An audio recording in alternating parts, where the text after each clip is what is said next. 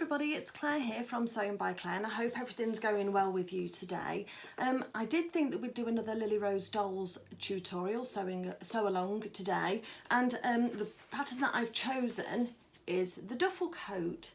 So, oh, we're matching, aren't we, the blue and blue? So that wasn't deliberate. So I've got the pattern here from Lilly Rose Dolls, and they very kindly gifted me this pattern so that I can bring this tutorial to you. So I just want to say a really big thank you to Lilly Rose Dolls, Claire and Richard, for gifting the pattern to me. It's a delightful pattern. Look at those toggles, and we've got the lovely little leather thongs to do the closures. It's got lots of top stitching as well, so we'll be talking about top stitching. Now it's actually made out of felt, but then it's got some lining in it as well, so we're going to need those two fabrics to work with as well. But yeah, overall, I mean, this is a 16-inch one that I'm making, so I just nipped off to check. So the Duffle Coat is in the 16-inch size only, and it's part of Jasper the Cat's outfit, but also it's available as a standalone pattern on the Lilly Rose Dolls website. If you look under the clothing and accessories section, then you'll be able to pick up the pattern. Okay, so let me just tilt the camera down and we'll talk about the fabrics and we'll get started. Okay, so I have chosen this lovely sky blue wool viscose mix felt for my Duffle Coat that I just bought. I bought this as a metre, and it's just the same as anything. I try and avoid the 100% polyester felt if you've got the opportunity to, but I know it depends on where you are, just because it'll sew and it'll look so much nicer, and it'll just be, I don't know, polyester felt sometimes has a bit of a squeaky feel to it, so it depends on whether that bothers you or not. I'm not keen on it, which is why I've gone for this wool viscose one. And then also you'll need a cotton fabric for a lining, and I've chosen this one here, which I think is Lynette Anderson fabric, but I just got a fat eighth of that, and that we only need a small amount, but I just thought those two looked quite nice together. So those are the fabrics that I'm going to be using for making mine. Now, when you've picked up your pattern, you'll have your instructions at the beginning, but then also you'll have your pattern pages.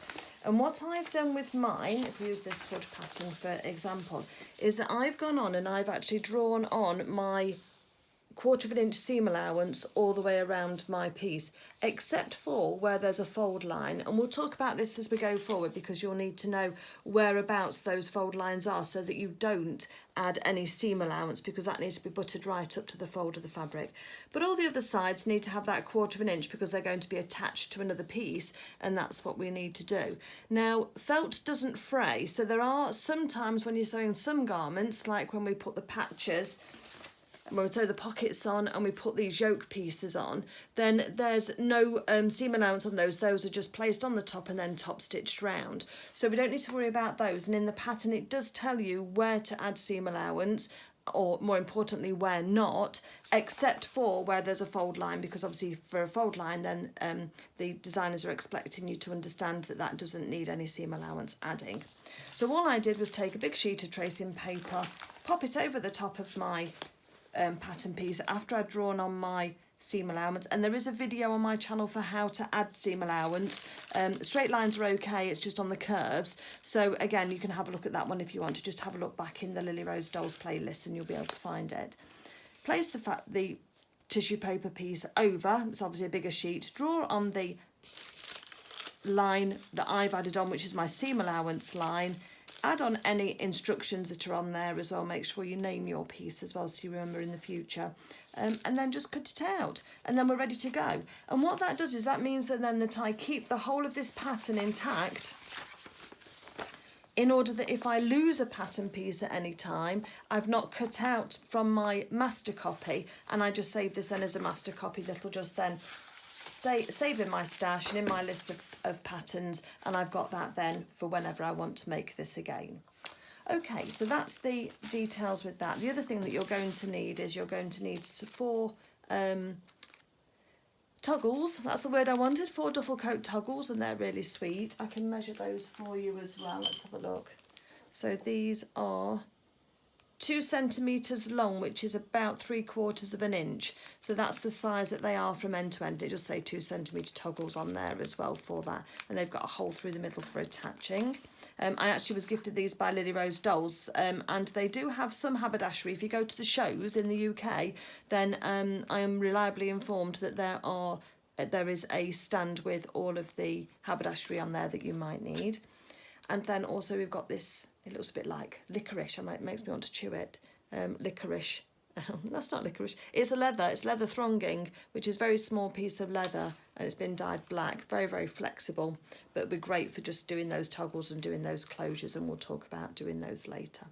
Okay, so you need, let me just have a quick look in here, you need 1.2 metres of your thonging, not thronging, thonging, so you'll need 1.2 metres of that, but just keep that to the side because we'll work with that later. The other thing you're going to need is some top stitching thread. Now, I'm going to use ordinary sewing thread for mine because this is a small character. On an adult clothing, you can get specialist top stitch thread, but for this one, I'm just going to be using, I think, this navy, because Claire's used a dark one on hers, and I want it to be as authentic as possible for you. But we also might use, in certain places, because we've got this light lining fabric, we might use a lighter thread on the inside, because the dark thread on the inside is going to look quite strong, whereas, and we wanted it on the outside to look strong, but we don't on the inside. So I'm thinking either this pale blue, or I'll have a light beige colour that I can use from the inside. But that does mean that when we come to the top stitch, in which we start with pretty much straight away, we're going to need to just take some measures so that if we are using two different threads, that when we're sewing, our tension is correct, so that you don't find the light blue on the top where you want the dark, or vice versa. And that can particularly be a problem when you're actually reverse stitching to knot your fabrics. So you might, if you've got a machine that knots your fabrics automatically for you, then you might want to switch that off and go old school, and I'll show you my invisible way of starting and finishing threads. I don't know whether that'll be new to you or not, but it's a nice little tip. It does take a little bit longer, but it gives you a much nicer finish. And sometimes with these characters and with these clothes, we've paid money for the kit, and we've made money for the fabric and for the patterns, so that we want to get the best result possible, and it's not about speed sewing. So I'm about getting things done, but I'm not about rushing them and taking shortcuts. So we add some little extra tips and tricks in there in order to get a good result on your duffel coat, and one that you can be proud of. Okay, let me just get myself straight, and then we'll move on to talking about having cut out the pattern. Okay, so when we're working with felt, we can remember that our pattern pieces don't need to just go up and down. Felt doesn't have a nap, doesn't have a direction to it, so you can have your pattern pieces on your felt however and whatever direction you like, in order that you can make best use of your fabric. It doesn't also have a right or a wrong side, although you might find that sometimes there is a slight either colour difference or a slight weave difference on the front and the back. So again, we can mark our pattern pieces as we cut those out to make sure that we're using the same side of the felt all the way through our garment, so that we eliminate any possibility of any sun fading or anything like that with the felt that when you've purchased it. So that's a good tip to remember, and I'll talk to you about how we do that in a second. The other thing that we also talk about is the lining, and you'll have heard me talk about before with using the straight of grain, and that's in line with this bound edge here, which is the selvage edge, and often has little dots on the edge there as well. And we want all of our pattern pieces going north to south or south to north, depending on your design on your fabric. This one's not good directional, so it's okay, but they all want to be laid north to south in line with this selvage edge. And indeed, on your pattern pieces, you'll see a double-edged arrow like this one here, and that means then that you're going to follow the line of the selvage when you put that piece onto the fabric. If you're on a fold, don't worry about that. All we need to do is fold the fabric in half to suit our pattern piece, and actually the yoke and the yoke back, the duffel coat back is the only piece that's cut out of the fabric on the fold. And we just measure then, when we fold this over, we can fold over a certain amount and measure at the bottom and measure at the top from the fold to the selvage edge, or whichever cut edge you're using, to make sure that is the same, and you've got the same distance here as here, and that will make sure that that's straight, and that it's not, your fabric isn't going off at an angle like that, which will affect the finished garment. So I've done all of that before I've cut out my fabrics. And if you're not sure about this, just go on to some of the earlier videos, because obviously I'm trying not to repeat myself too much, but I want to make sure that we cover all of the instructions for beginners as well. and you want to make sure that you look at the other videos, because then you'll be able to Harvey or Clara are classic examples. Those are the two characters that I've done first, and so I go into a lot more detail about how to make sure your fabric's straight and cutting out fabric to make sure that that's on straight of grain. And again, when we talked about cutting out the body and the head, then we've talked about cutting out on felt, so I'm not going to repeat that now. What I will say though is that when you've actually got your pattern pieces cut out and you've pinned them on and you've cut them out, then it is worth taking the time to have a look at a pattern piece and decide which side of your felt you like the best. So I like this side here. It's slightly less shiny than the other one, so I'm going to have the inside as being my right side. So all I do is I will take a pin and I will put it through twice like that, and that will tell me that that's the right side of that fabric piece. So let's put that on top. So now when I undo all of my pattern pieces to work with them, the first thing I will do is put a pin in to make sure, like the one on the inside, not that one there, like this, so that I know which is my right side. And it's something that you may choose to do, you may not, but have a look at your felt carefully, and if you think you need to, then that's the way that I mark mine to make sure that they're all the same. So let's just go through a count. We've got the hood here, that's just one piece, which we've already worked with. We've got our duffel coat back, and we've cut one out on the fold in felt and one out on the fold in our lining fabric. There's a sleeve pattern that I've cut out 2 of in felt. And there's a sleeve lining, and I've cut 2 out of those but in the lining fabric. On the fronts of the coat, they're both the right and the left, although that's the other way around, but it is the right and the left. Then I've cut out 2 pieces of my felt for each of those, and those both need to be in felt. And as you can see, because I've got this pattern piece taken off already, oh, that must be a blunt pin. Then I'm just going to put a pin through in the middle somewhere so that I know. Just be careful you're not going to damage your fabric, but now I know which is the right side of that pattern piece. And I'm going to do the same with my left front as well. We've then got the front cover up set strip, so we've got that one cut out, and there's 2 of those. We've got one of the yoke, and that's cut out in felt, sorry. And then we've got the yoke back, which is cut on the fold, so no seam allowance added there, and that's ready to go. That's just one in felt that we need to cut out on the fold. 2 of the yoke fronts, again cut out 2 in felt, and then the pocket, we cut out 2 in felt of the pocket. So there's quite a few pattern pieces to this duffel coat, but I think that actually adds a lot of detail that I think you're going to be thrilled with at the end.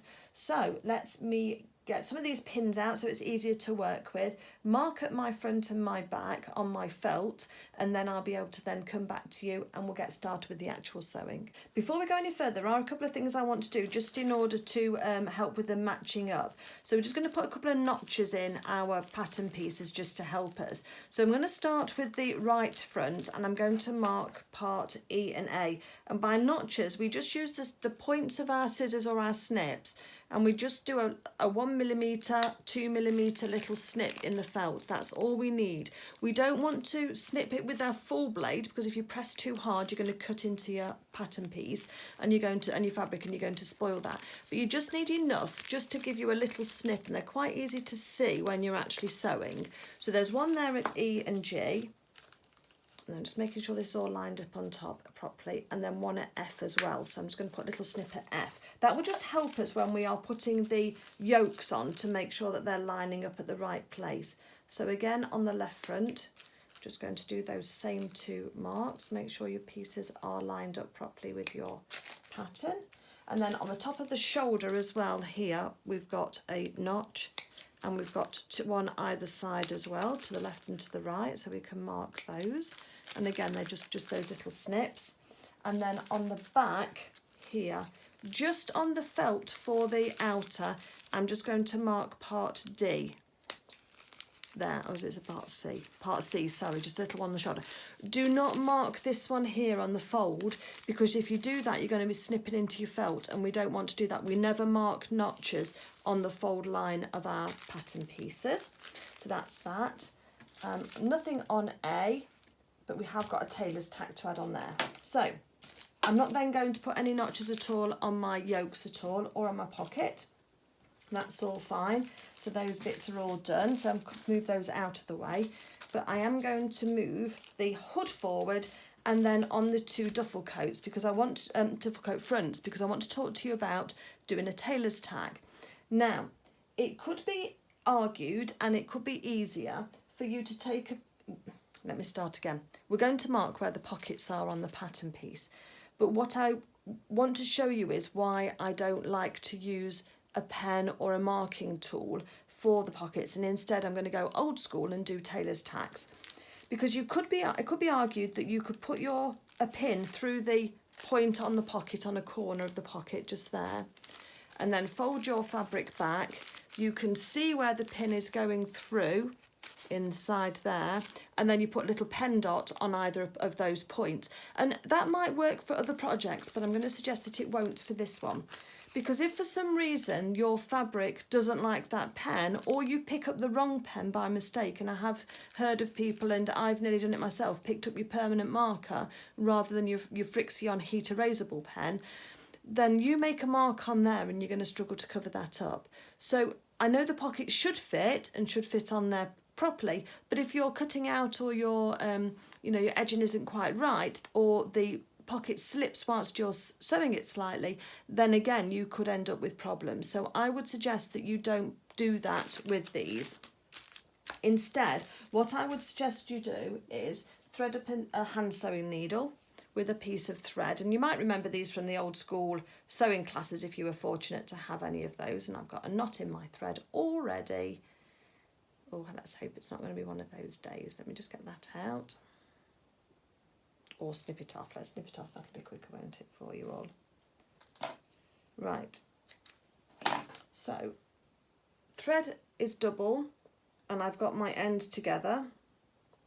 And then choose a corner that you're going to work with first, and we're going to take a little stitch right on that corner.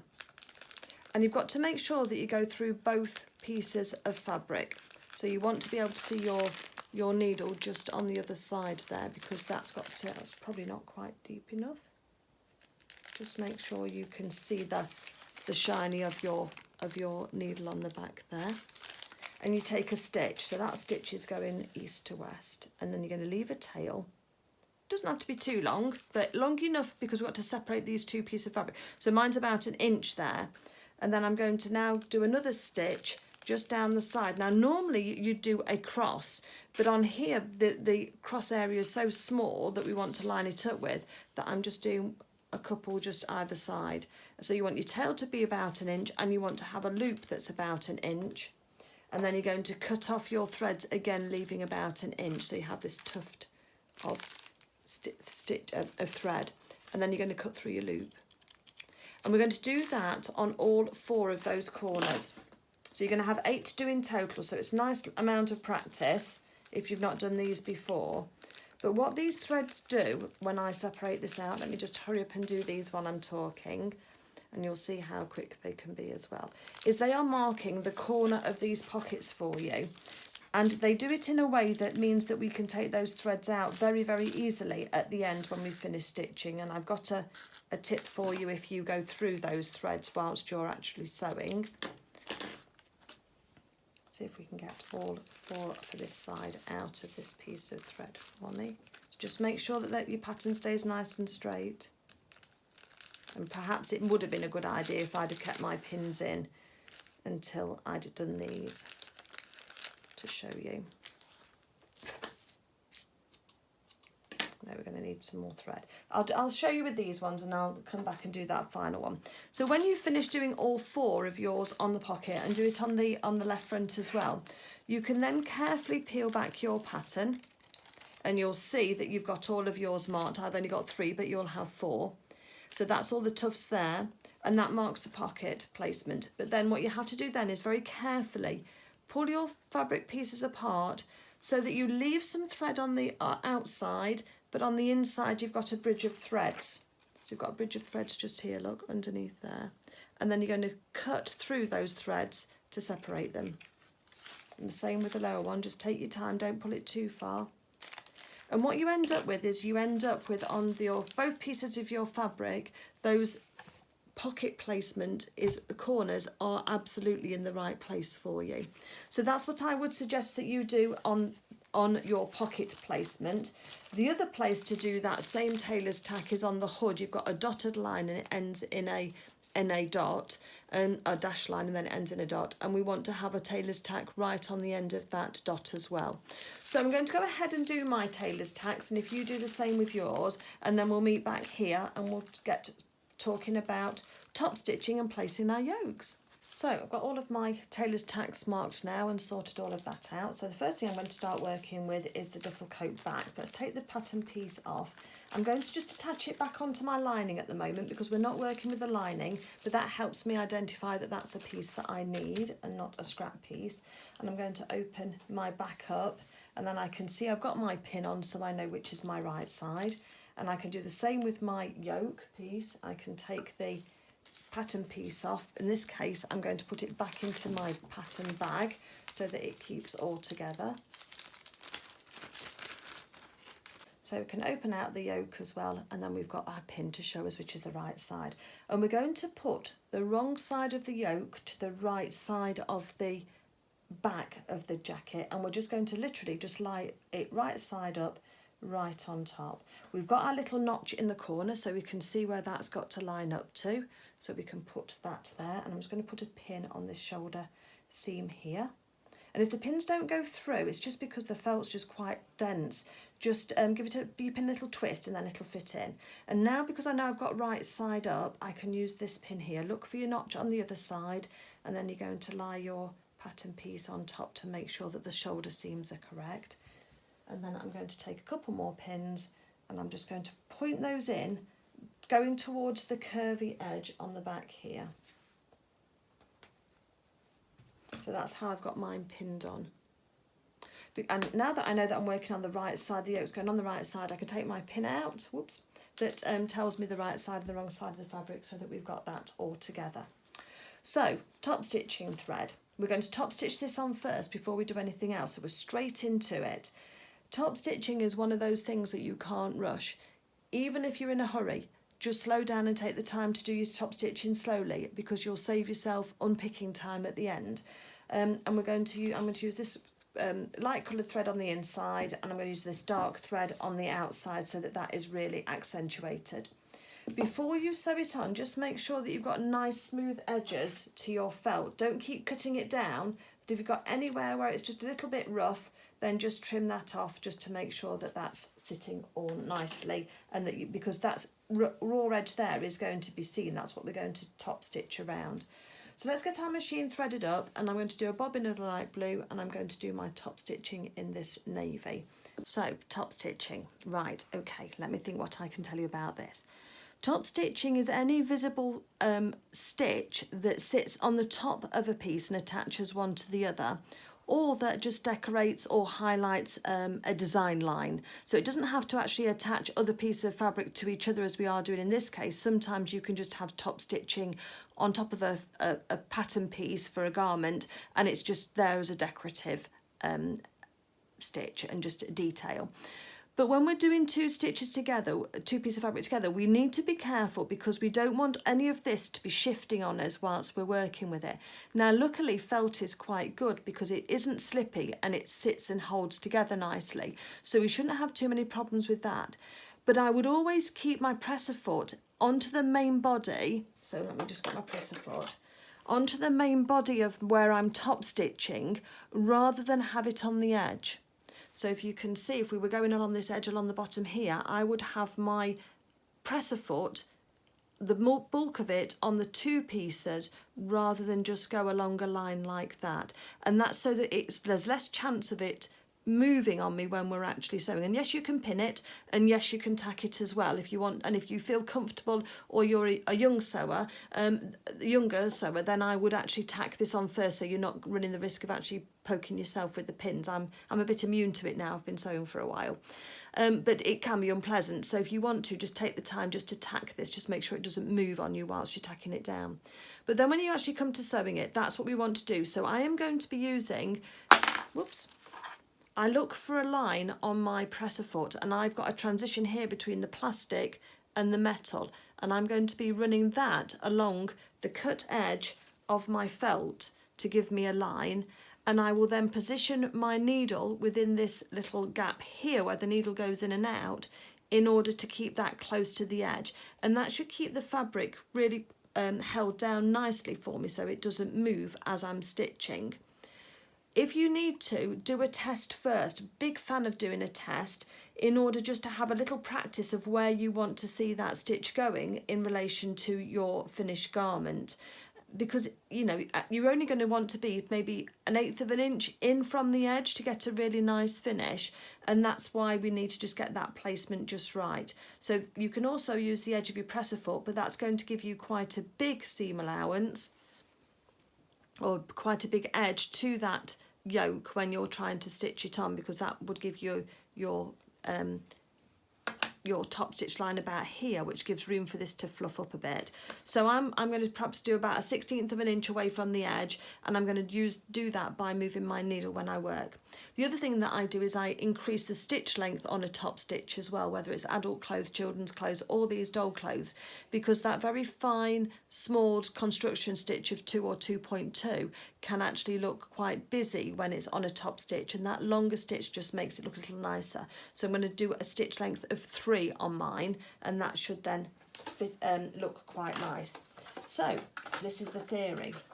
So quite a lot on top stitching, but this might be the first time you've actually done any, and so it is worth just running through it just to say what's actually going to happen.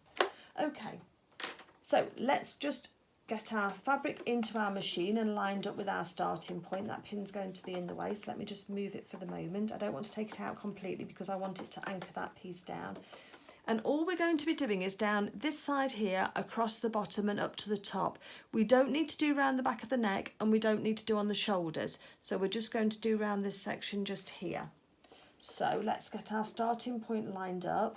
And you'll note that I'm not going to backstitch as well. So let me just put my needle into the right position. So I'm going to move my needle across to a position that's 5, that's 5.5, that's 6. I'm going to use a position of 6 for mine, and I think that should go right on the edge. I'm going to have to be nice and steady with it all, and I'm going to turn my speed control down as well on my machine, so I'm almost doing just 1 stitch at a time. And don't forget, you can also use the hand crank on your machine as well, just to do that 1 stitch at a time. If you're on anything and some foot pedals can be a little bit clunky, they can be a bit sort of snatch when you put your foot down to start going. And if that's your machine, it might be absolutely fabulous for everything else. Just use your hand wheel instead, and that will then allow you and give you that control that you need to at that short speed. I know I'm going on about top stitching quite a lot, but all of these tips hopefully will help you, and we'll get started.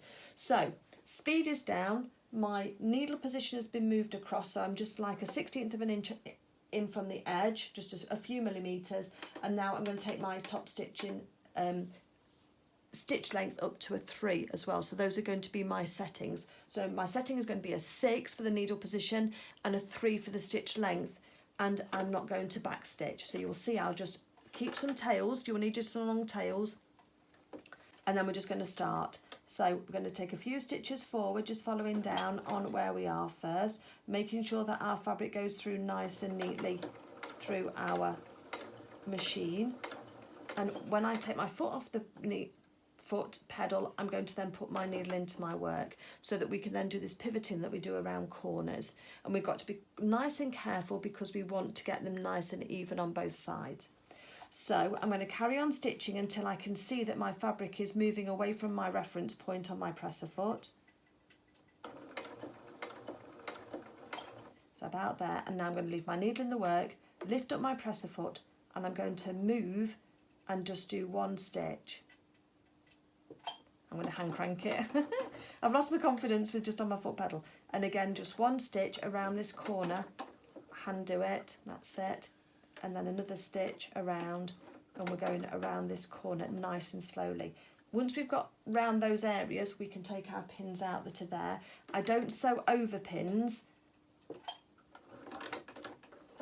but we want to just make sure that they're doing their job and holding everything in properly. Once we're past that concentration point, we'll call it, then I'm going to carry on straight across the bottom of my yoke until we start to come to the next section, and then I'm going to start now and start to do that hand stitching again and again. If you've got enough control on your foot pedal and you're not on camera like I am, and I don't want to go wrong on my very first bit of sewing showing you, then we're just going to go around this side section here and get that lovely top stitching line going. And then once we're back up the other side, we can then take the pin out and then we can start going again. It is all about the speed, so just go nice and slow and make sure everything's all staying all nicely lined up for you as well. And then don't cut your threads at the end. Take needle up and then leave a thread and then just pin it off. So there we've got our top stitching. Now with felt you can go back and you can just take out anything, a little bit of an edge if you want to, so it makes it look closer, but just be careful you're not taking off too much of your felt, because that can obviously cause you issues. So what we're going to do now is we're going to separate out these two threads here, the bobbin and the top thread, because they get twisted as you go off the edge of your fabric, and then I'm going to tie them in 2 knots. So just one over the other and tighten, and one over the other and tighten.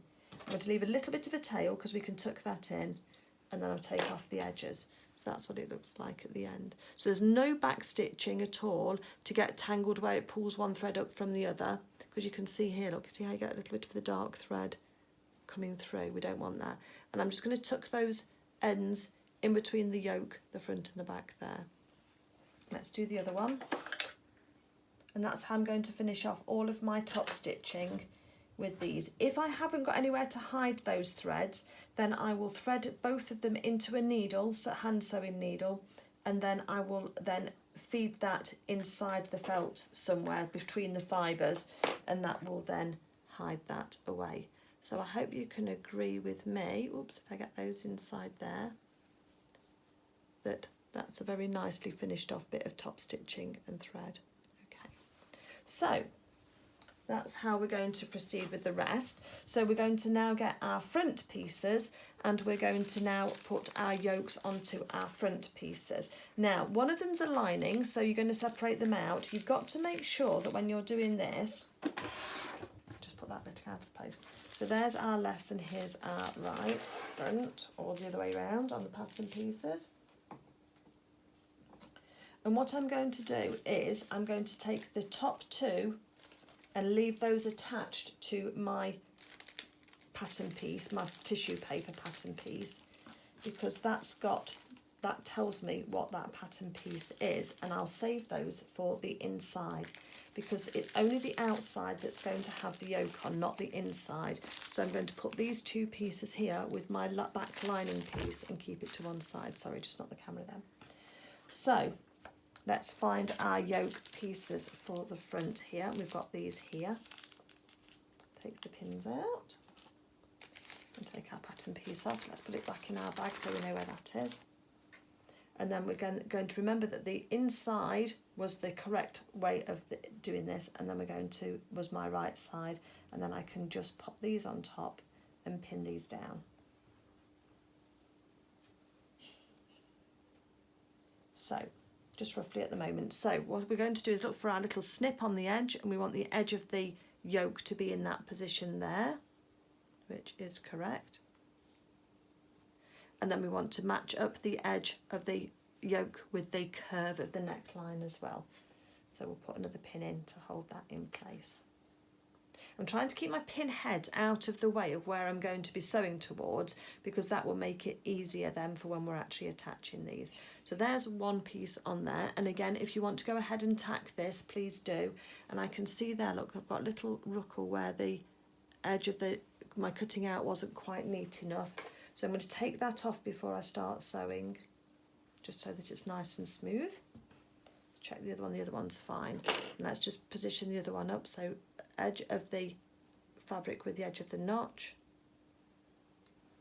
edge of the yoke with the notch, and again on the side there, make sure that's all following the line of the neckline so that all lies on top properly, and then pin that in place too, ready for top stitching. Sorry if you can hear any noise. I live in an apartment complex here in Spain, and I can't account for the neighbours and what they need to be doing on any given day. With a little bit there that I just want to just take off. It's literally minimal, but it does just tidy it all up. Okay, let's have another little pin just in there to hold on to. So that's our 2 pieces there. And the other thing that we need to make sure is by taking off those pattern pieces and putting them to one side straight away, we know we've got a left and a right. So when you're looking at your pattern pieces, make sure that the scoop for your arms is actually on the outside, and you've got these long straight edges here together as well, so that we can work with those. Okay, so let's get on with our top stitching for these 2 pieces. I'll do one, but I won't do the other one, so that you can see that I'm just going to follow exactly the same layout as I have already. So my presser foot is lined up on the edge of that pattern piece, and then I've got my foot on the foot pedal, hold on to my thread so they can't knot, and I'm just going to start, and then when I stop, put my needle into my work straight away. I'm going to take that pin out because that's going to be in the way, and I'm going to move this one as well because that one's going to be in the way, I can tell already. Let me just hold it there for a minute. Once we get down this side, it'll be fairly straight. And we're going curving the other way to start off with, so we're going to use that same pivoting technique, so we don't go too far from the edge, and keep it lined up. One more stitch, so I'm going to use my hand crank for that one, and then start to change direction. And sometimes you only need 1 stitch across the diagonal, it just depends on how it's all looking. And then we can go across this side here.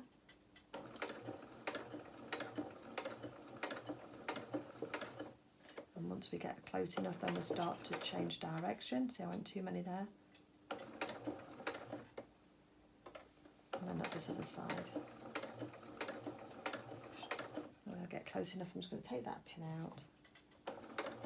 And then I'm going to go off the edge. And then once we get the edge, leave the tails.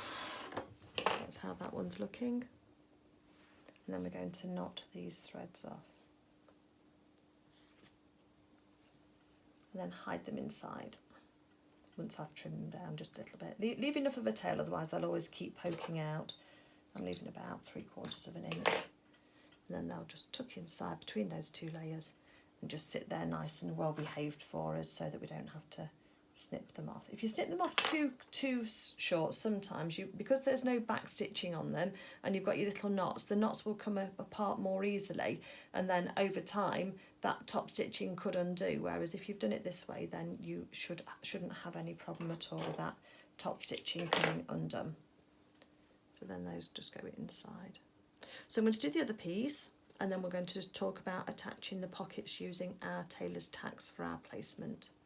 Okay, so once we've got our yokes on the back and on the 2 fronts, we're now going to put our pocket on. So let's find our pocket pieces, put our pattern piece in our bag, keep it nice and safe. And then we've marked these again with our pin to show which is the right side and the wrong side. And again, I've got just a little bit where I've cut it out, look. This is very common with felt, where we've got little like jig in the felt, can you see just there? So I'm just going to smooth that off before we attach these. And if you've got a quilting ruler and rotary cutter, then go ahead and just neaten those all up with that. And on here I've just got a little bit as well. Sometimes it's unavoidable to get that little jig, but you can usually just straighten it off. I am going to just straighten mine up with my rotary cutter and my quilting ruler, because I can see that I might not have them quite straight, and that any top stitching is really going to show. So these are 1.5 inches each. So let me just pop that on, that's fine, so I can take it off those 2 edges. So I'm just going to neaten this up. I mean, just keep yours as neat as possible, because then it will just show. And so long as whatever you do to one, you do to the other, then to keep them even, then you'll be fine. That corner there, just as wanting to bend.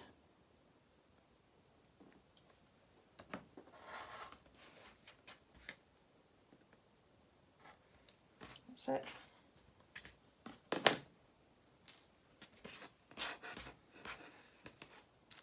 cutting out straight lines can actually be quite difficult sometimes.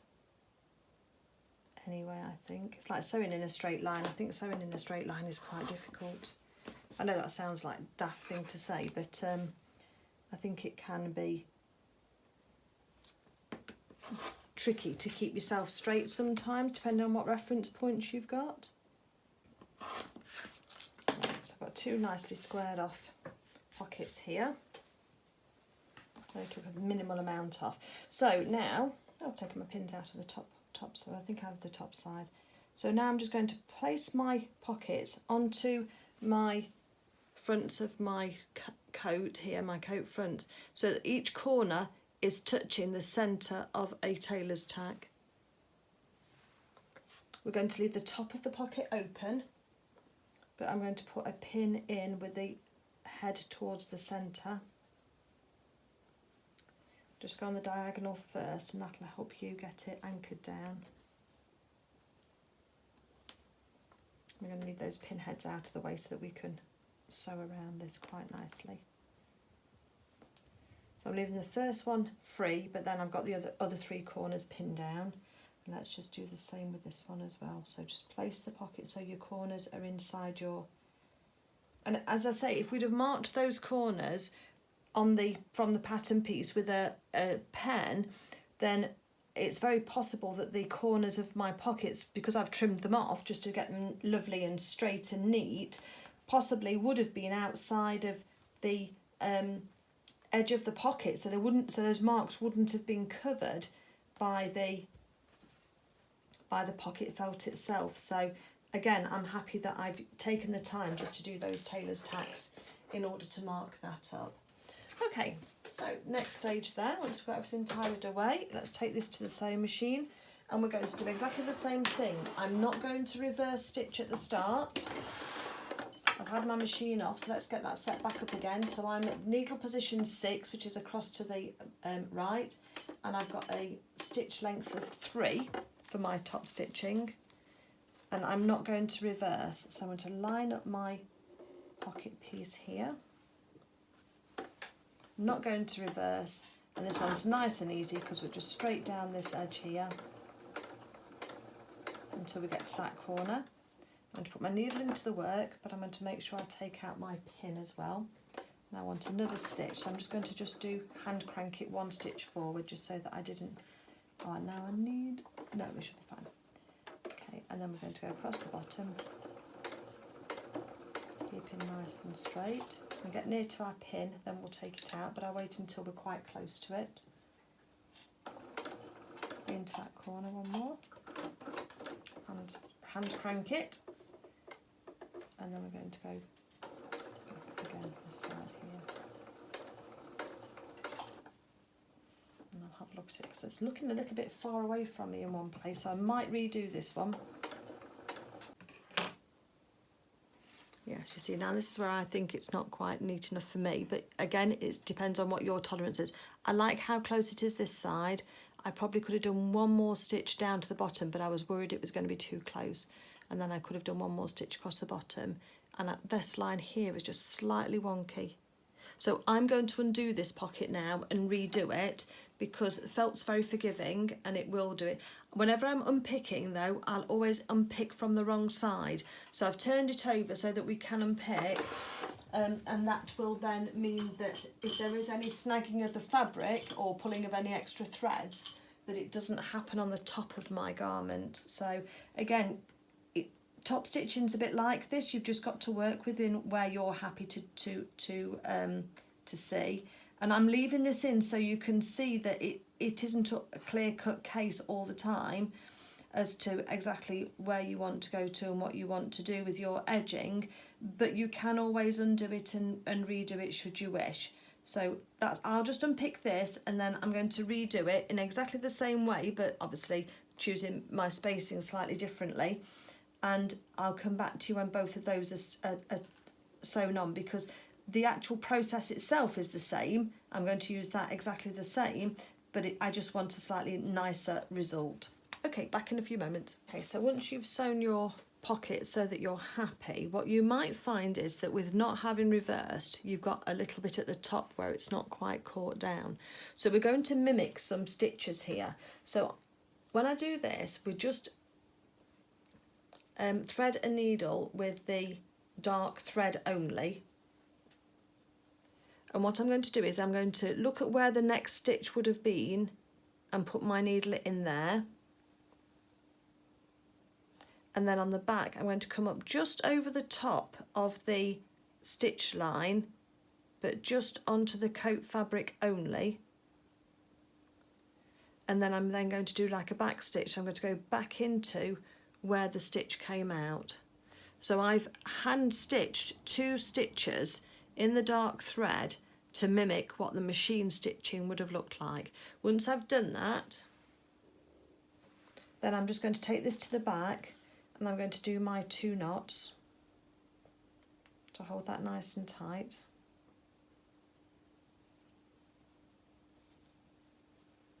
Then I'm going to cut my thread to the same length as each other. And this might be too much faffing for you, and I totally understand if you think it is, but I'm hoping that when I show you how it looks when we've finished, and as opposed to if you did a sample kind of, if you wanted to do a dummy run just working around your pocket to see how it looks, then you'll see how, I'm going to get glasses on, I can't thread without my glasses on, then you'll see how the how different it looks, and hopefully you'll see a difference. That is the plan anyway. Right, so those 2 are threaded. So what I'm going to do now is just poke the nose of the needle just inside the pocket edge and just run down the side of the stitches that are there, but I'm not going through the front and I'm not going all the way through to the back. It's in between the layers, the fibres of the felt of one layer. Then I can just pull out, just give it a little pull and that knot will just go inside.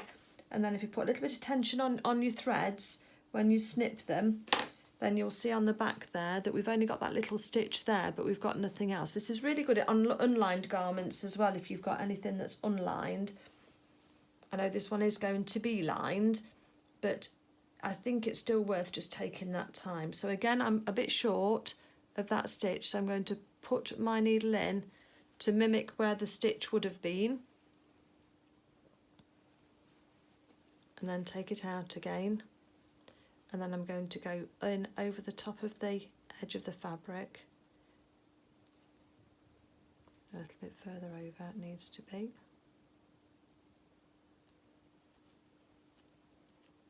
And then back in on the end of that stitch just there. And that neatens that right up to the edge for you. So again, onto the back, pull the thread so that we've got those nice and tight. Tighten a double knot, so that's 1, 2, thread the needle and then filter it through, and that's where I'm going to just leave you and then come back, because I'm just going to do exactly the same as what I've just done, so you can rewind the video if you want to see that again to see what I did, but that will give you a really nice finish on the edges of your pockets ready to go. Only when the pocket's in place and I'm happy with the placement will I just pull out the little tailor's tacks that we've got, those orange marks, those orange bits of thread, and just take those out because they've served their purpose now. But I don't take them out until I'm happy that the actual pocket is fully in place exactly where I want it to be, because otherwise you've got to go back and re-put them in so that you can find your way. But then there's no chance that those markings are going to spoil the front of my coat. And there we go. Okay, so take a little bit longer than you might have thought just to sew a pocket on, but look how nice and neat that looks, and hopefully you'll think the same. So I'll pop that one with there. I'm just going to tidy up this one and then I'll come back to you and we'll be doing the next section. Before I move on, I've taken out my tailor's tacks, but I've got a couple of tacks where they've just got stuck. So when I pull from this side, they don't want to pull out. And when I pull from the other side, they don't want to pull out. And the way that you get rid of those is that you look at just one side, doesn't matter which one, and you snip it close to the fabric. So just take the end off close to the fabric, so you've just got a very small snip. because what's happened is your needle, when you've sewn your stitches with your top stitching, has pierced through the twist on the thread that you're using. So then when you come to the other side and give it a little pull, it comes straight away. So don't go yanking those stitches out and risk wrecking your others, because again, this one here doesn't want to pull out at all.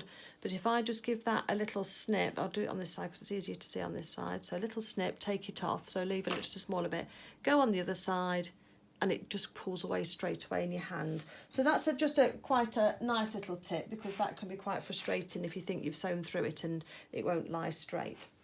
Okay, so the next thing that we're going to do is we are going to take our two fronts and our back.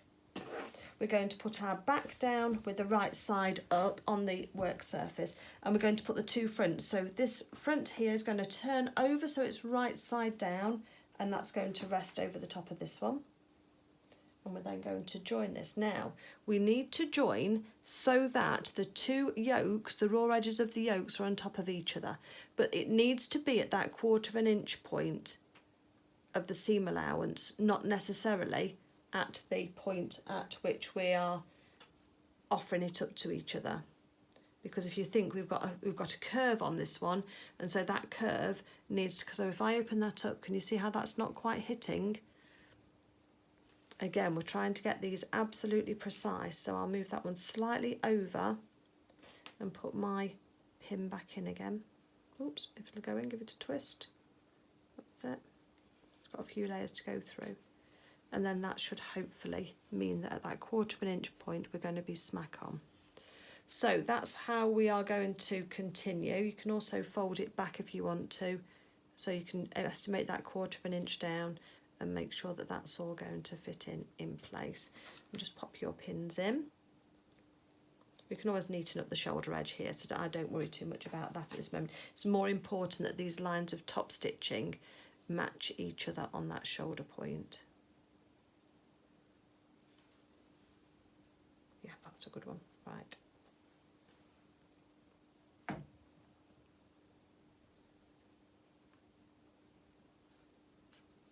So that's got those two together then. So let's go ahead now. I'm going to take my top stitching thread out because I don't want to have that dark thread showing. So I'll put the light blue in just quickly. She says it's never quick when I say it's going to be quick.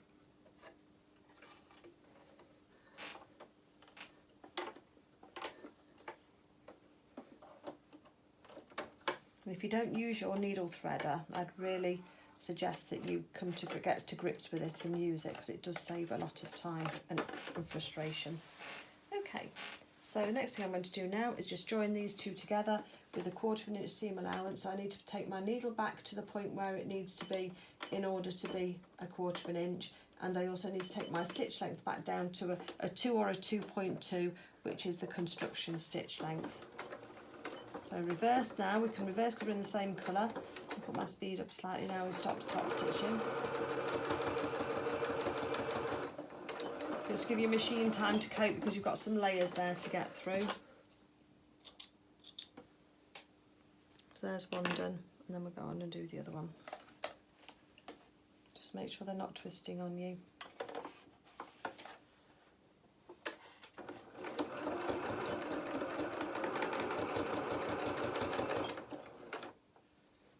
Out and reverse at the start and the stop. Okay, that's got those joined together. So now we can open up those seam allowances. And what I might do, I think, is just trim back anything on the yoke to keep that seam a little bit less bulky. So take that one out, take that one out, but I'm leaving the actual main part of the jacket intact. So take out the two outer edges. That's going to expose the front bit of the yoke, and we'll just snip that back just to neaten that up. Okay, so once we've got that done, let's have a look and see our edges. Oh, I'm quite happy with those two. There's one, almost continuous. And there's the other one, almost continuous. I'm happy with those. So let's pop that to one side for now because we're now going to be working with the hood. So let's get our hood piece, which is here. We've got our tailor tack marking the dot. And so we're going to just take a note of where our sides A and B are. So it's on the side, the shorter side where the notch has been taken out, that square has been taken out. So let's put our pattern piece to one side. And we want right sides together, which we've got marked by our pins, that's fine. And we're going to put this into the machine. We're just going to sew down from this A to B side, so the side that's got the notch, not your folded side, the open side, all the way down. Again with a 1/4 inch seam allowance. I'm going to reverse at the start and stop again.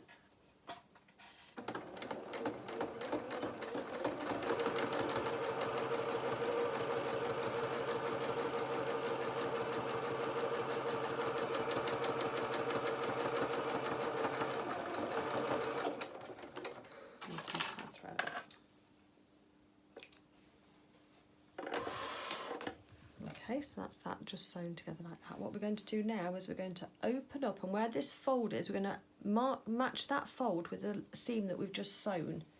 So let's open up that seam allowance on the edge there, and we're going to match the fold, or that little point of the hood, against that section there. Let's put a pin in to hold that together.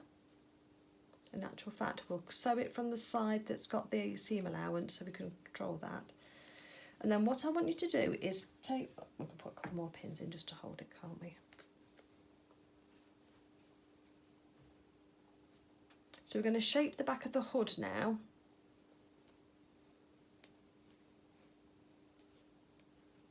And we're going to start here, and we're going to sew round, almost trying to mimic our 1/4 inch seam allowance across the back here.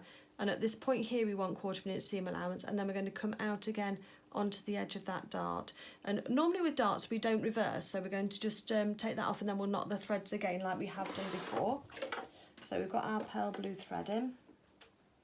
So let's start just off that edge there, and we're just going to start sewing, coming up so that we take off the corner and we go to 1/4 inch. Needle in the work because we just need to pivot slightly.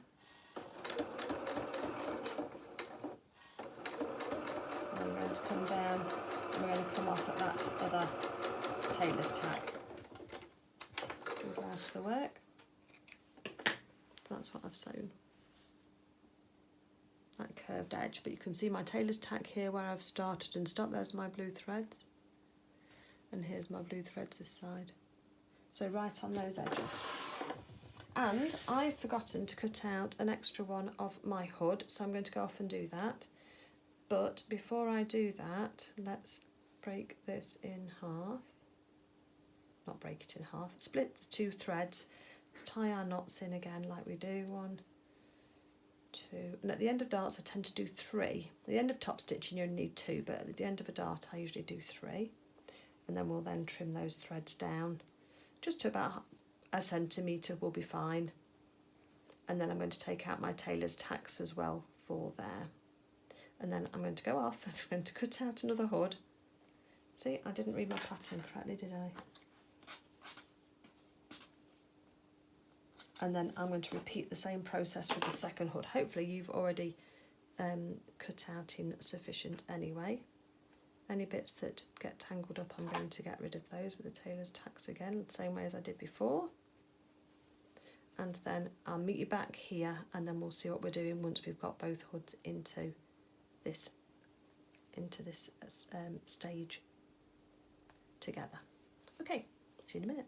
Okay, so I've got both of my hoods now to the same stage. The first thing I'm just going to do is just take off some of these edges just to make that nice and smooth on that curve all the way around. It just neatens it up and just gets rid of a little bulk. So we'll just do that on both of them. A little more on one and a little less on the other, but that's fairly standard as to how that goes. Okay, and then the next thing we're going to do now is keeping one of them, oh, I've got threads, one of them inside out. I'm going to turn the other one the right way round. So just turn that so that you've got the right side out. Got that lovely curve now on the hood. Can you see how you've got that lovely curve which we've just sewn? And then we're going to fit these together. So let's just match our centre back seam. So we've got right sides facing, And let's open up that seam allowance on those two seams and put those directly on top of each other and put a pin.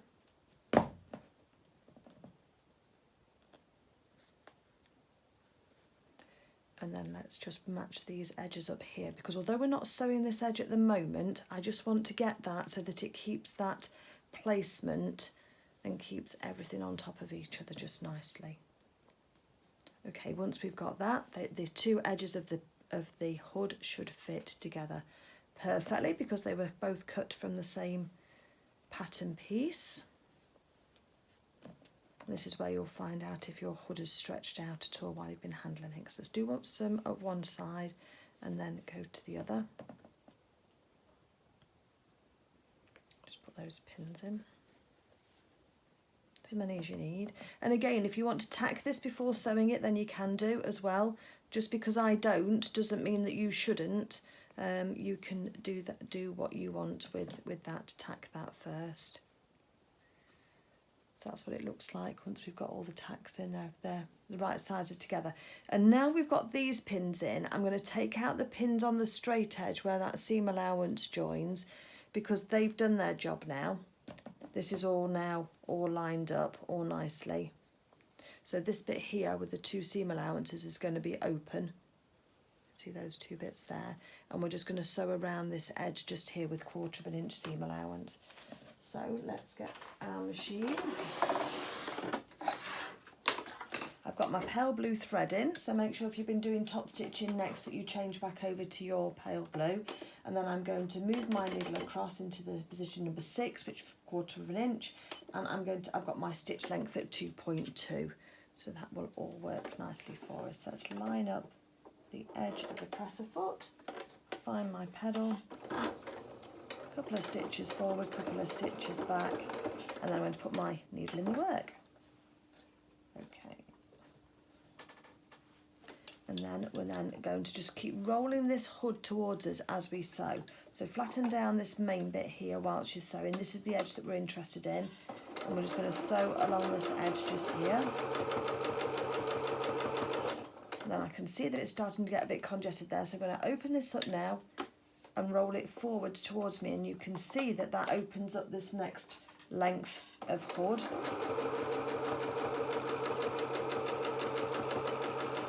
I'm going to get to the end again, just open it up and just roll that fabric towards you. Take out any pins, we don't sew over pins.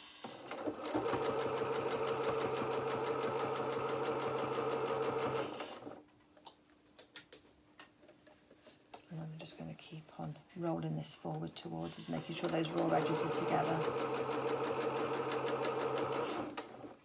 And this is going to give us a very beautiful hood to go on the back of our duffel coat.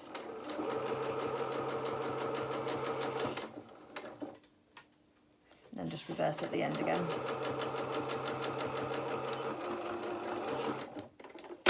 Oops. Take our threads off.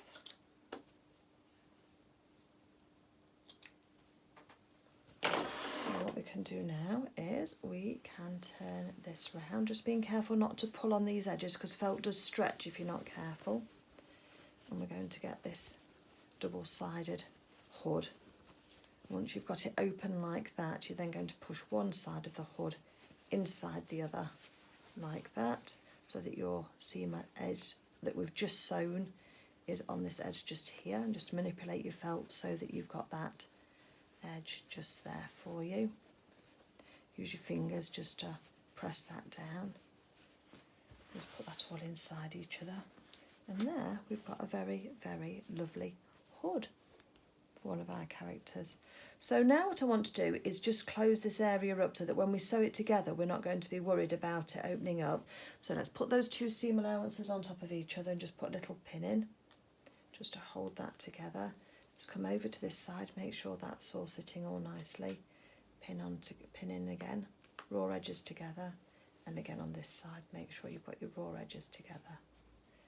And then I'm just going to take this to the machine and I'm just going to sew it about 1/8 inch, just a very, very small, just catching both those edges together, and then that will then keep those edges together so that one doesn't poke out when we're attaching it to the coat. You can also hand tack this should you wish, but if you do the stitches, if you make the stitches right on the edge, just help it along if it gets stuck a little bit, make those stitches right along the edge, then you should hide them in your seam allowance when you actually sew your hood to the coat in a few moments.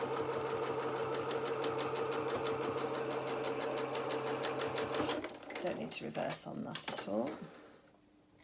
So if I show you that, just right close on the edge, but I've got both sides, so that now is not going to then gape open on us at all. That's all going to be nice and there. So we've got that sorted out, and then the next bit we're going to do is we're actually going to tack this onto our hood. Now I'm just going to smooth off this edge. You can see I've got like a bit of an upturn there, and I'm just going to take off these dog ears on the end just to smooth that all out so that it doesn't take us off our line of sewing when we need to, and we think we've got more attached than we have. Bits of felt pinging everywhere. Okay, so let's take our coat now. Let's find the centre point, and that's going to go at the centre point, and I've still got a bit of a crease in my felt if you look, so I can match that seam allowance up against that point of the coat, and that's our first bit. Now remember, you've got quite a lot of felt going on here, so you might not be able to get your pin all the way through all of the layers. Just do your best, but so long as it's attached, that'll be good enough. And then we're just going to follow the coat around the corner here, because if you see, when you put this on, the coat, this hood has got to now curve around the edge here, and this is a tighter curve than we've got on the hood. So you're just going to have to just walk your raw edges together. Just keep your raw edges together. It's a bit like when we're putting a sleeve in, isn't it? Going to walk that together, and then we're going to get to the edge of the yoke, and that's going to just sit nicely. And then let's do the other side as well.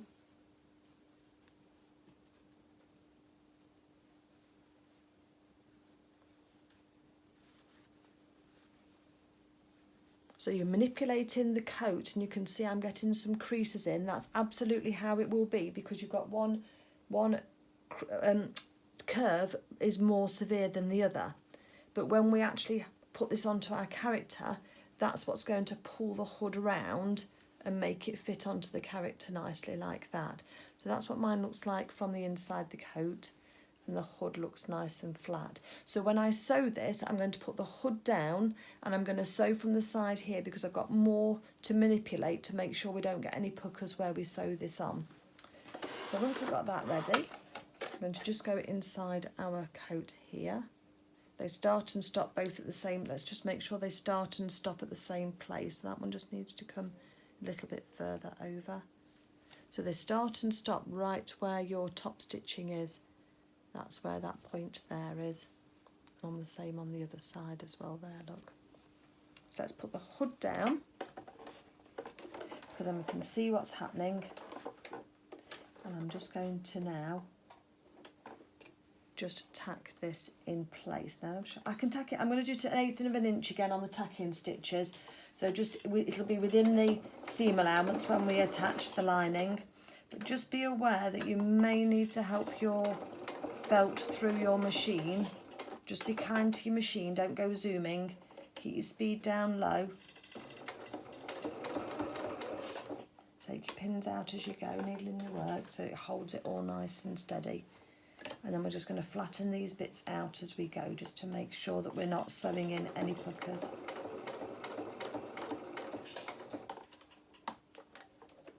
Oh, get my pin out. Just take your time, just nice and steady. And if you need to, use your awl as well. And if you need to, just put your presser foot up, make sure those edges are together, and then use your awl to help keep some pressure in the right place.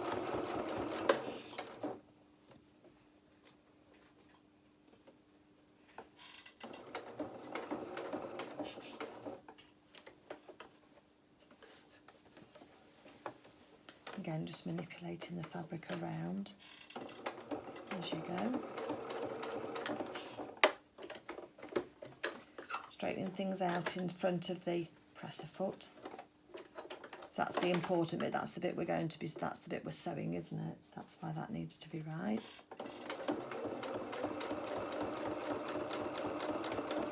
No need to reverse stitch because it's just a tacking stitch to hold it on. Okay, let's have a little look. Let's hope we've caught all of that. Look, just inside there. Okay, so that's sitting all nicely, and when we look on the other side, not got any puckers in the stitches there at all. It needs a press, but it's not got any puckers in those stitches at all. So that hood is now sitting nicely, and when our character is wearing that hood, it's going to come round nicely and sit nicely on the back of their neck. Okay. The next stage then is we're going to put that to one side for the moment, and we're going to work on the sleeves. So if you remember, we've got our felt sleeve and our lining sleeve. We've not worked on the lining just yet, and that's deliberate. Make sure you've got your little snips at the top of your sleeve head and the two at the side there. And then we can take this pattern piece off. Now just be aware as well that your lining sleeve pattern is slightly shorter than your main sleeve, and that is deliberate. That's how it's supposed to be. Let's turn these out because that was my right side, wasn't it? That was the one that we were using. Okay, so let's put these pins to one side. Let's put some stitches around the top to help ease this in. So we're going to change our thread colour over to one that's really bright so you can see that, because that makes it easier for us to take out those threads once we've finished. I can use this white that I've just got here, look, that will do. So change your thread over as well. Okay, and once we've got our thread turned over, then we're going to turn our tension down. I go down to about a 2, and we're just going to take our stitch length up to a 3. And then we're going to sew 2 rows of stitching around here, but we're leaving some tail ends and without reverse stitching, because we want to be able to gather these stitches up. So so we start at the first notch, quite close to the edge. Ooh, going quite close to the edge, Claire, there. Don't go quite as close to the edge with this row as I have done.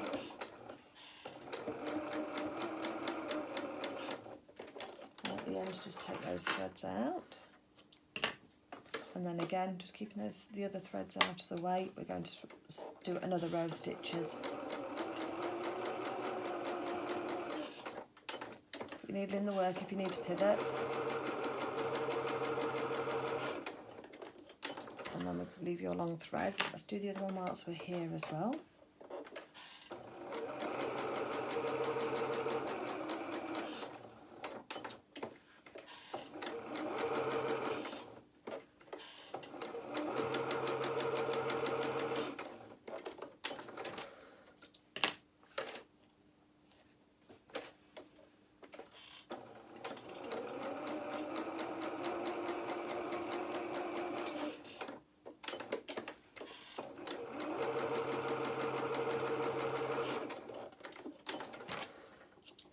So both of our sleeves have got those 2 rows of stitching on the top.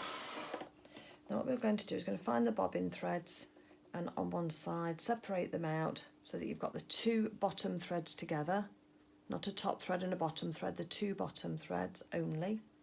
If you can see those like that.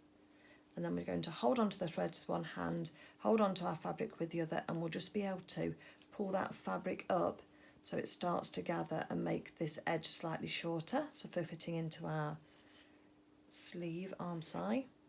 So then we're going to separate off from the other side, and I always take my gathering stitches in from the edges towards the centre point, because that way then, you can see that lovely curve forming now, look, because that way then you never run the risk of pulling your thread out completely and having to go back to your machine and putting those threads back in again.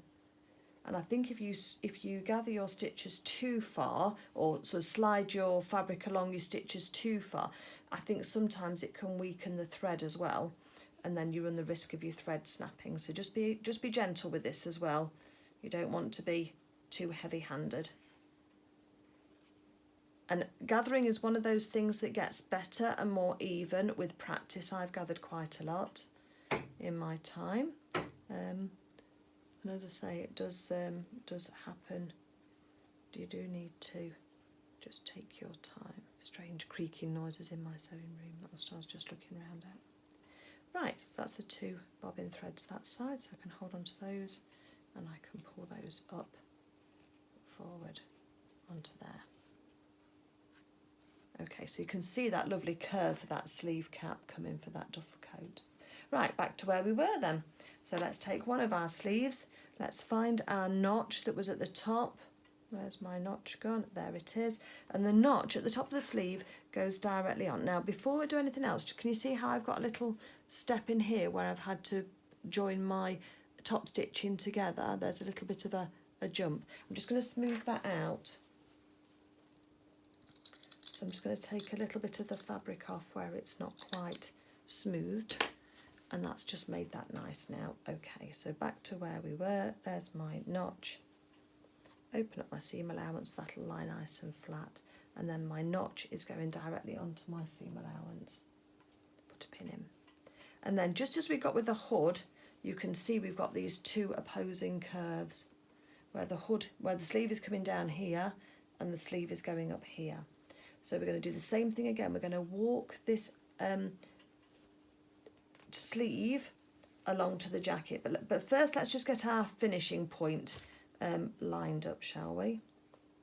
Got lots of threads, look. This is where it helps to have the different colours. So I'm going to now just put the end point together because that'll tell us how much we've got to work with. So those 2 underarm points go together, just there. And now we can straighten out or gather up our stitches in order that the sleeve, the raw edges of the sleeve, fit nicely against the raw edge of the jacket.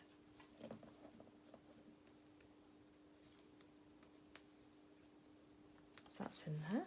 And again, if you want to, you can tack this by all means. Especially on these smaller garments, it can be well worth the time taken just to tack that in place.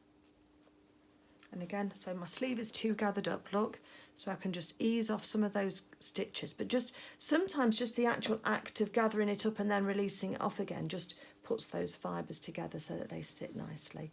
We've got a little bit there that we need to just make sure that sits nicely together. And we're just making sure we've got no puckers that we're pinning into the sleeve, so the sleeve looks nice and smooth. A little bit there needs to be smoothed out, that's it, nice and smooth. And on the back here, as we move the fabric round, about 1/4 inch in, we've got no puckers, so that's fine. Okay.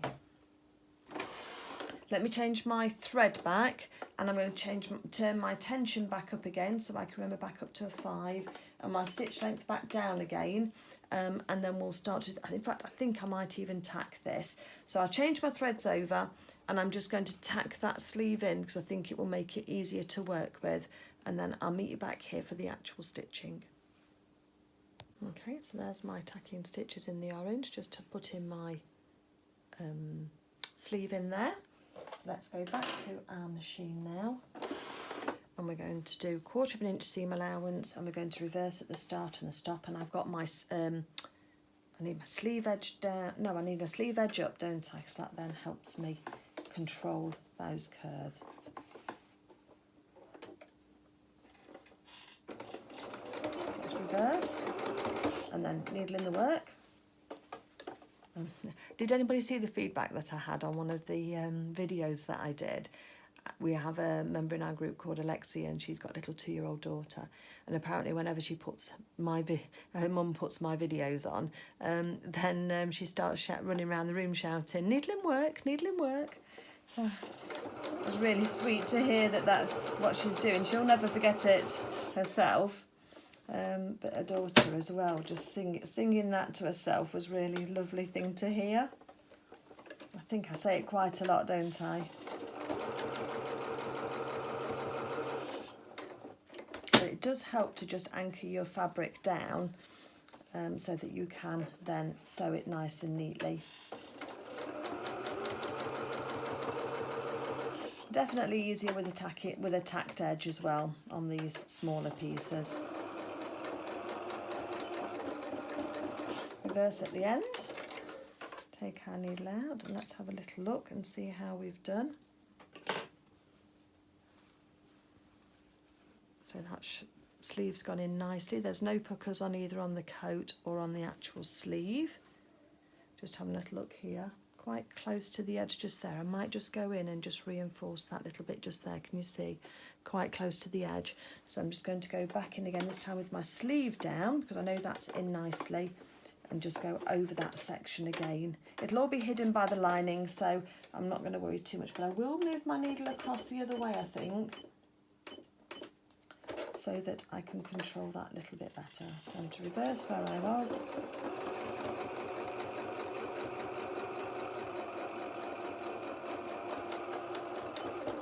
I've only gone as far as I needed to in order to cover the bit that was a bit loose, a bit close to the edge.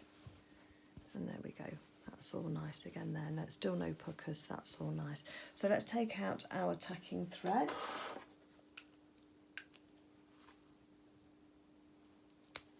So tacking threads out first.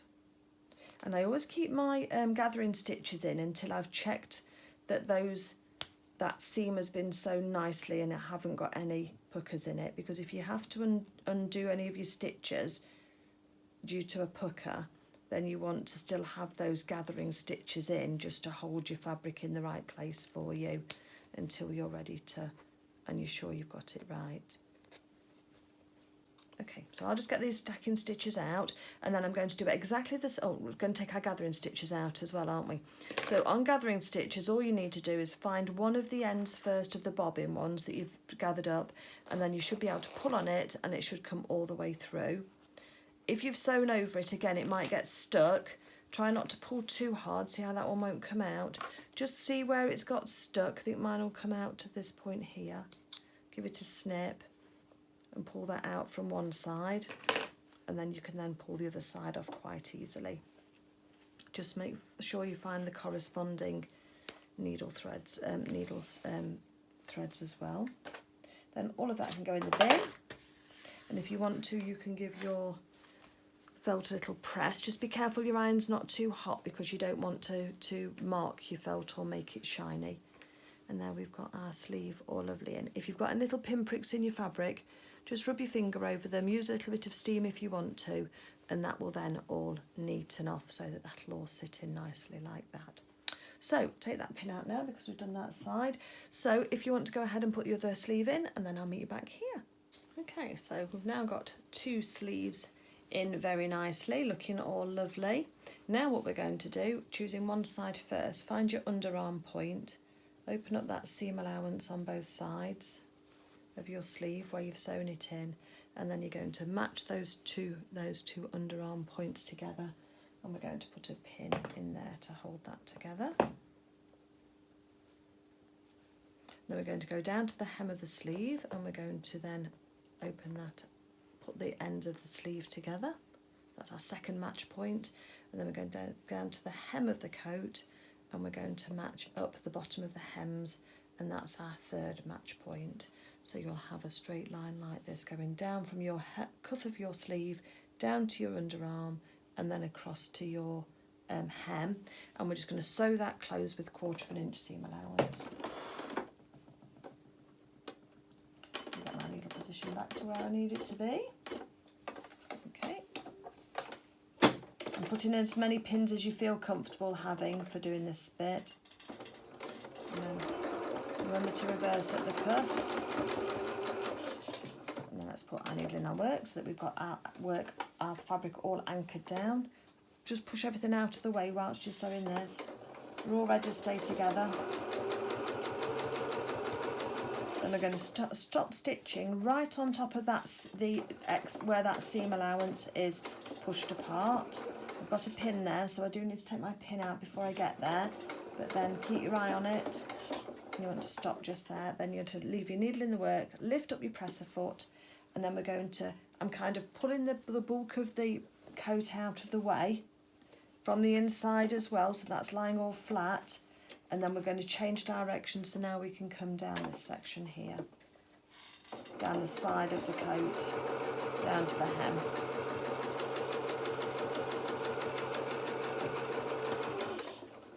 Make sure your hems are together, and then reverse at the bottom.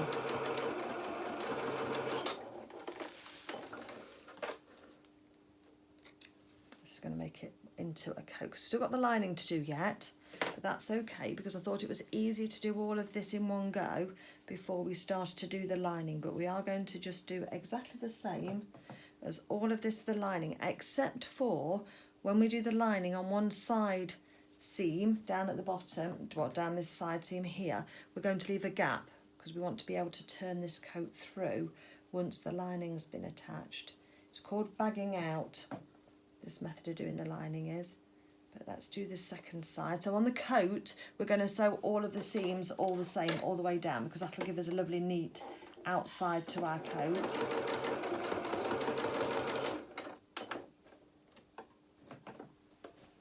Keep everything out of the way so you've got a nice smooth seam to sew down. I'm going to wait until I get close to my underarm point, and then I'm going to sew onto that while taking out my pin, needle in the work, and then lift up your presser foot, change direction, and then we can sew down this side too. Just make sure your raw edges are together.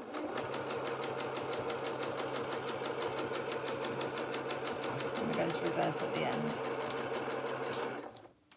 Wrong button.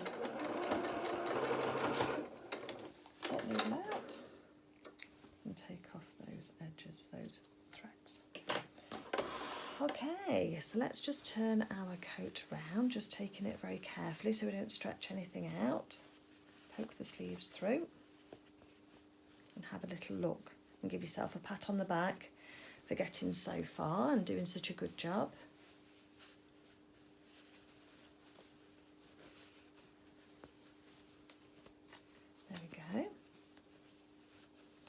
So we've got some top stitching to do yet, so don't worry about this hood. This hood will get top stitched in a later stage. But if we just pull those fronts together, look at your coat coming together all beautifully. Lovely hood on there, sleeves, and got your patch pockets and your yokes all on there all beautifully. And then this inside is all going to be hidden by the lining once that all gets made. So shall we get on and do that bit next? So pop your coat to one side, and I want you to find all of your lining pieces. You should have your lining for your sleeve, your lining for the back, and then in the felt still you're going to have a left and a right front as well still.